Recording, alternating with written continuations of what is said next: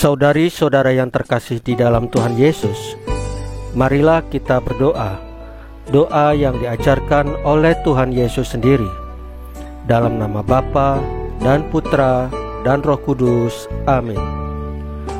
Bapa kami yang ada di sorga, dimuliakanlah namamu, datanglah kerajaanmu, dan jadilah kehendakmu di atas bumi seperti di dalam sorga.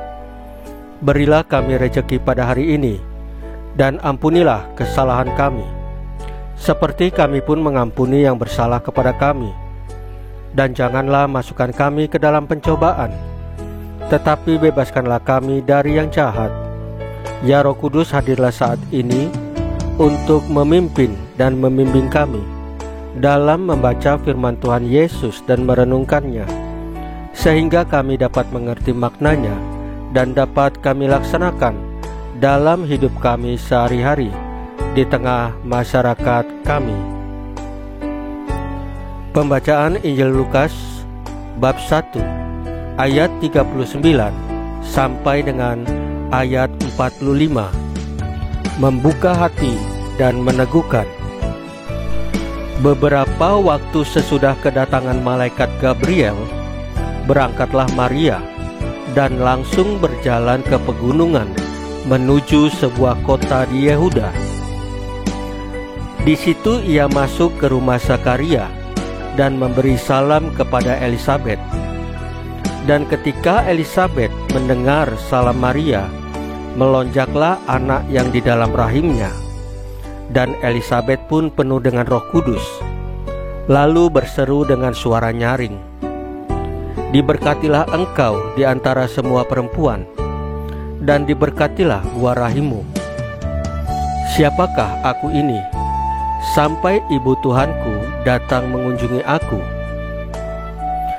Sebab sesungguhnya ketika salammu sampai kepada telingaku, anak yang di dalam rahimku melonjak kegirangan, dan berbahagialah ia yang telah percaya, sebab apa yang dikatakan kepadanya dari Tuhan akan terlaksana." Demikianlah sabda Tuhan. Terpujilah Kristus. Saudari-saudara yang terkasih di dalam Tuhan Yesus, penilaian sinis sebagian orang sering terungkap ketika melihat perempuan berkumpul. Mereka sinis karena biasanya gosip yang dibicarakan di antara para perempuan. Hal ini tentunya tidak semuanya benar. Kisah Maria mengunjungi Elisabet di dalam Injil ini mengungkapkan ada dua hal. Yang pertama, Maria ingin mengungkapkan kebahagiaan dan rasa kasihnya kepada Elisabet, yang juga mengalami kasih karunia Allah. Yang kedua, untuk berbagi pergumulan iman karena anugerah Allah atas dirinya. Dua perempuan itu bertemu bukan untuk memperbincangkan hal-hal negatif, melainkan mereka berbagi sukacita dan pergumulan hidup rohani. Maria dan Elisabet adalah dua perempuan yang bersyukur karena dipilih dan dipercaya Allah untuk mengandung utusan-utusan Allah. Yohanes sebagai yang mempersiapkan jalan bagi Mesias, yaitu Yesus yang adalah Mesias yang akan menyelamatkan seluruh umat manusia. Tidak ada perasaan saling iri di antara mereka ataupun dengki.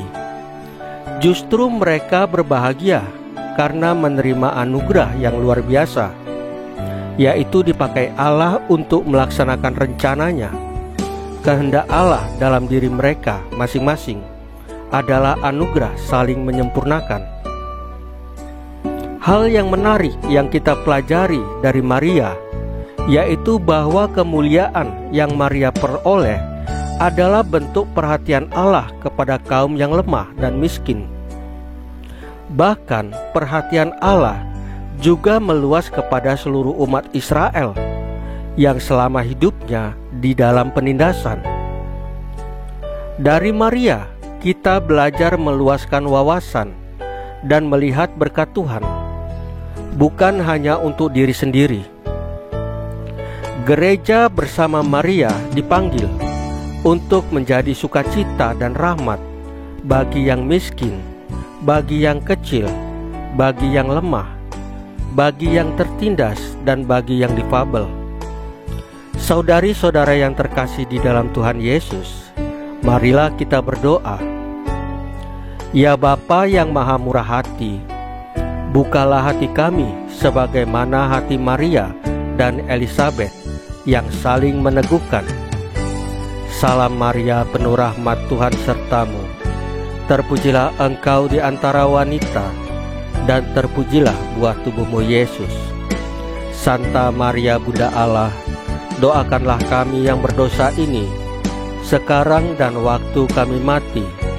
Ya Tuhan Yesus, tambahkanlah iman kami hanya kepadamu saja, karena Engkau adalah Tuhan dan Juru Selamat kami satu-satunya.